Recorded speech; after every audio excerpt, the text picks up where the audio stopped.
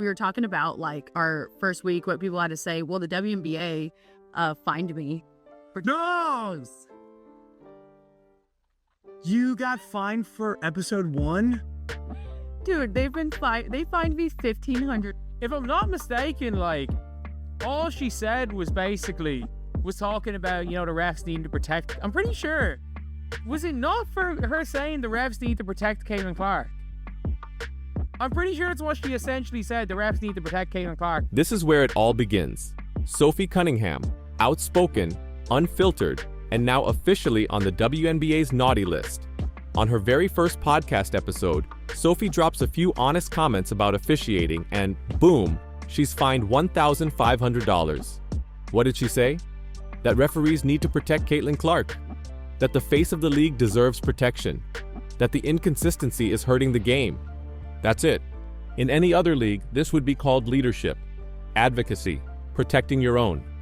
But in the WNBA, you speak up, you get fined. And let's be real, this wasn't about rules. This was about power. Sophie touched the league's third rail, their handling of Clark. And instead of listening, they punished her. The message was clear. Don't speak up, even if you're right. But Sophie, she's not playing that game. She didn't apologize. She didn't walk it back. She doubled down. And that's why the WNBA is scared. Because Sophie Cunningham isn't just talking. She's exposing what the league doesn't want you to see. This is what she said. If I was a ref, I know I mess up all the time. I'm not saying your job is easy, but when it's a simple call right in front of your face multiple times, what are you doing? What are you doing? They're so inconsistent. That's my thing. Like, if you're on the other team and you're going to be fining the shit out of me, cool. Well, let me do it to you. You know what I mean?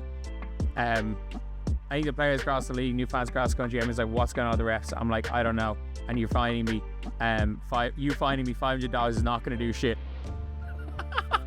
This right here, that's the sound of a woman fed up. Sophie Cunningham didn't just take the fine. She threw it back in their faces. The WNBA wants silence. Sophie gave them a microphone, and now she's calling out the double standards. If she's held accountable for her words, why aren't the refs held accountable for their actions? She's not disrespecting the job, she's pointing out the hypocrisy. She literally said refereeing is hard, that she wouldn't want the job. But she also said what millions of fans are thinking. When a blatant foul happens right in front of your face and nothing gets called, what are we doing here? This clip captures the fire that makes Sophie such a threat. She's not hiding behind PR. She's saying what players whisper in locker rooms and what fans scream at their screens. And the WNBA's response? Slap another fine. But here's the kicker. Every fine just makes her louder. Every dollar taken adds fuel to her brand. She's turning punishment into power. And the league? They're the ones looking petty. You're never going to guess who the player was. Of course. The player who gets hit by the bright green object is Sophie Cunningham. Of course, it is Sophie Cunningham. Of all the players to get hit by the object, it's Sophie Cunningham. Of course it was going to be Sophie Cunningham.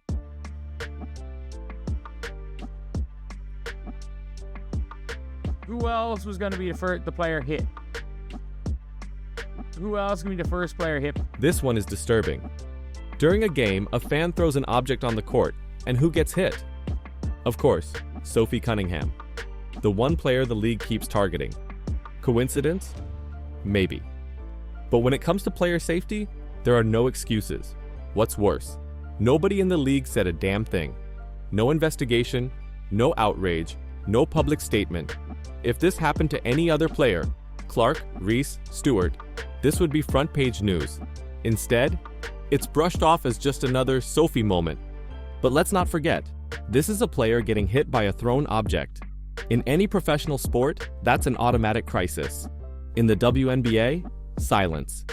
And you start to wonder, is this negligence or something more personal? Sophie's been fined, targeted, and now literally assaulted mid-game, and the response has been zero. That's why people are calling the WNBA jealous, biased, and hypocritical. Because when it's Sophie, none of the rules seem to apply. She's standing up for herself, and the league is treating her like a problem they wish would just go away.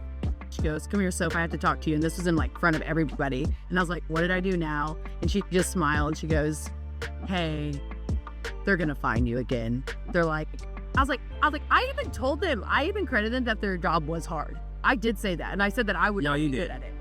I did say that. Like. This moment says everything about the absurdity Sophie is dealing with. She's not cursing out officials. She's not throwing chairs or storming off the court. She's literally acknowledging that refereeing is difficult and still getting fined. The way this unfolds is ridiculous. Her GM pulls her aside in front of the whole team and says the league is fining her again. Imagine being a professional athlete trying to speak honestly on a podcast, then getting humiliated in front of teammates because you dared to question officiating standards. What's the message here? Don't speak, don't question, don't share your side. And Sophie's response is pure class. She points out the hypocrisy. She gives credit where it's due, but she's also calling BS where it's obvious. When blatant no calls keep happening right in front of everyone, and the refs face no consequences, how is it wrong to talk about it? This isn't a meltdown. This is measured, rational frustration. And the fact that this still earned her a fine? It proves the league isn't interested in fairness. It's interested in control. And that control crumbles every time Sophie Cunningham speaks up. I mean this when I say this when it comes to the DeWanna Bonner situation. You can look at this from a standpoint. You can very much look at the DeWanna Bonner situation from a standpoint of being neutral about it, from the standpoint of on a personal level with DeWanna herself. But Sophie Cunningham doesn't just speak for herself. She speaks for the locker room. In this clip, she confronts the elephant in the room. DeWanna Bonner quitting on the fever. No warning, no explanation, no goodbye.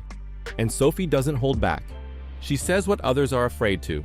You don't get to abandon your teammates and expect applause. The team sacrificed, bled, trained, and Bonner dipped without a word.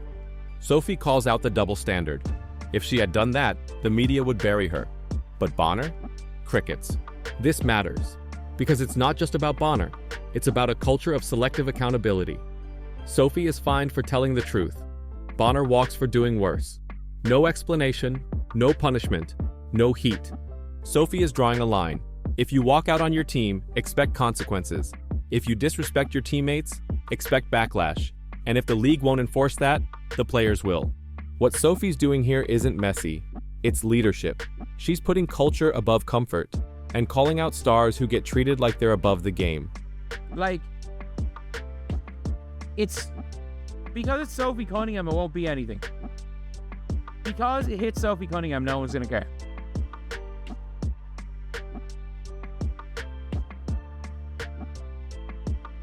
I mean that, like, because it's Sophie Cunningham, nobody is going to care.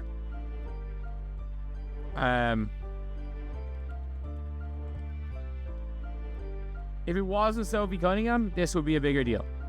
It would be. This is where things get dark. A player gets hit with an object thrown from the crowd, and the media shrugs. The league stays quiet. Why? Because it was Sophie Cunningham. And that, right there, is the problem. This clip exposes the toxic double standard that has infected the WNBA.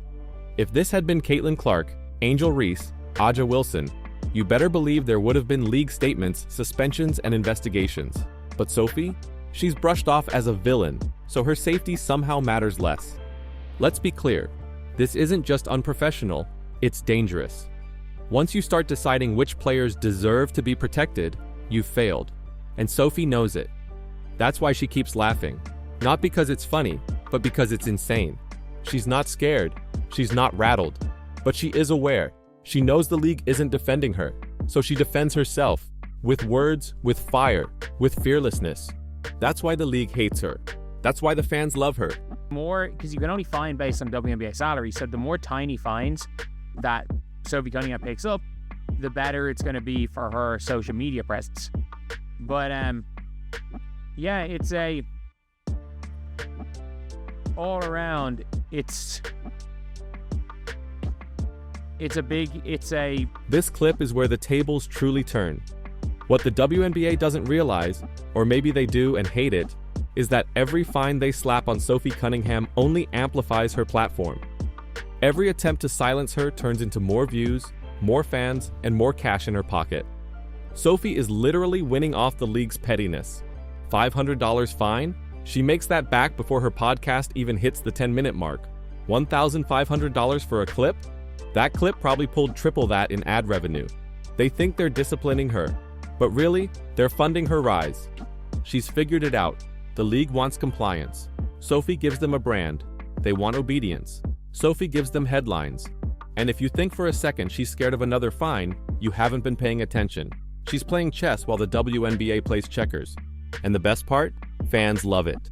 They're buying in, following, defending her harder with every mic drop. Sophie is turning punishment into profit, and no one at League HQ can figure out how to stop her. Deserves respect. Yeah, I'll give DeWanna Bonner her respect. I will absolutely give DeWanna Bonner her respect for her career. DeWanna Bonner, this is the worst way I've ever seen a player leave a team. And I am a Miami Heat fan. We had to deal with Jimmy fucking Butler last year. And this is even worse. This is worse. It's a savage line, and an honest one. Sophie doesn't just criticize the league. She calls out what everyone's afraid to say. DeWanna Bonner quitting was the best thing that ever happened to the Fever. She left, and suddenly the team had clarity, unity, momentum. Sophie is telling the uncomfortable truth that the league once buried. Sometimes subtraction is addition. Sometimes the biggest star is the biggest problem, and she's saying it without fear. She's not playing the politics. She's not defending veterans just because they've been around. She's demanding accountability, no matter how big the name. This is what makes Sophie dangerous. Not her attitude, not her jokes, but her clarity. She's showing fans and the league what real leadership looks like. No sugarcoating, no backroom spin, just facts, and a refusal to let things slide. The player got hit. So this changes everything when it comes to the severity of what happened. If the player gets hit, it goes to a different category of severity. And this is where it crosses the line. A WNBA player was hit by a thrown object, and because it was Sophie Cunningham, the league treats it like a meme instead of a crisis. Sophie doesn't demand special treatment. She demands equal treatment, and this proves she's not getting it. The moment the league failed to respond with outrage, it showed every fan and every player exactly how biased things have become. If this had been anyone else, we'd be having emergency meetings, fan bans, and commissioner statements. But because it was Sophie, silence. This isn't just about safety, it's about respect. And right now, the league is showing her none. Let's not sugarcoat it. Sophie Cunningham is the most fined, most feared, and most unbothered player in the WNBA right now. And that terrifies the league. Because Sophie doesn't play the game behind the game. She doesn't tiptoe around topics. She says what's real, whether it's calling out refs who miss calls right in front of their faces, or dragging DeWanna Bonner for ghosting her team mid-season like a toddler who didn't get her toy. Sophie speaks with the kind of honesty that's gone extinct in pro sports. And how does the WNBA reward her? With silence when she's hit by objects from the crowd, and fines when she speaks up about officiating. In what universe is that justice? Here's the hard truth. Sophie's not getting targeted because she's reckless. She's getting targeted because she's right.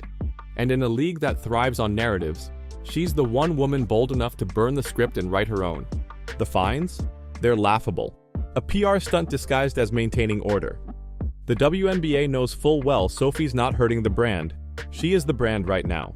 She's raw, real, and magnetic. She brings eyeballs. She brings clicks. And she brings truth, which is exactly why they keep trying to shut her up. But every time they find her, she grows stronger. Every time they stay silent while she takes heat, fans get louder in her defense. Every time the media ignores a green object being thrown at her, Sophie becomes more untouchable. Why? Because you can't cancel someone who doesn't care. And the craziest part? She's not even trying to be a rebel. She's just trying to tell the truth about the refs, about locker room drama, about how this league pretends to stand for players until the wrong player says the right thing. The WNBA is walking a fine line right now because fans aren't stupid. They see the hypocrisy. They see the favoritism. And they're starting to see Sophie Cunningham as what she actually is. Not a villain, but a mirror. A mirror that reflects all the cracks the league would rather you not see. So here's the question.